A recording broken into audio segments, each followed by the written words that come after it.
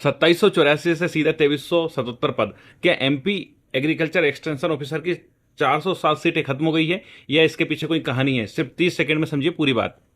दोस्तों, पहले कृषि विस्तार अधिकारी की भर्ती 2784 पदों पे हो रही थी, लेकिन अब संशोधित सूची जारी हो गई है जिसमें कुल 2377 पद दिए गए हैं, यानी 407 पद कम कर दिए गए हैं। लेकिन सबसे अच्छी बात यह है कि ओबीसी के पूरे 776 पद अभी भी हैं, वहीं जनरल के 1126 पद पूरे सेम अभी भी हैं, एससी के 316 पद अभी भी हैं, एसटी के 122 जो पहले थे अभी भी हैं। सिर्फ ईडब्ल्यूएस कैटेगरी के 407 पद कम कर दिए गए। 444 पद थे जिसमें से 407 पद अब रहे हैं।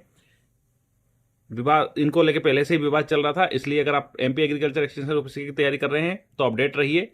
इसके लिए सबसे महत्वपूर्ण है आप तैयारी करते रहिए, अपडेट रहिए। आपकी वैकेंसी कम नहीं हुई है, सिंपल ईडब्ल्यूएस कैटेगरी की वैकेंसी कम हो गई है। 444 पहले थी, अब वो बची हैं 37 ओनली। 2784 से सीधे 2377 पद। क्या एमपी एग्रीकल्चर एक्सटेंशन ऑफिसर की 407 सीटें खत्म हो गई है या इसके पीछे कोई कहानी है? सिर्फ 30 सेकंड में समझिए पूरी बात। दोस्तों, पहले कृषि विस्तार अधिकारी की भर्ती 2784 पदों पे हो रही थी, लेकिन अब संशोधित सूची जारी हो गई है जिसमें कुल 2377 पद दिए गए हैं, यानी 407 पद कम कर दिए गए हैं। लेकिन सबसे अच्छी बात यह है कि ओबीसी के पूरे 776 पद अभी भी हैं, वहीं जनरल के 1126 पद पूरे सेम अभी भी हैं, एससी के 316 पद अभी भी हैं, एसटी के 122 जो पहले थे अभी भी हैं। सिर्फ ईडब्ल्यूएस कैटेगरी के 407 पद कम कर दिए गए। 444 पद थे जिसमें से 407 पद अब रहे हैं।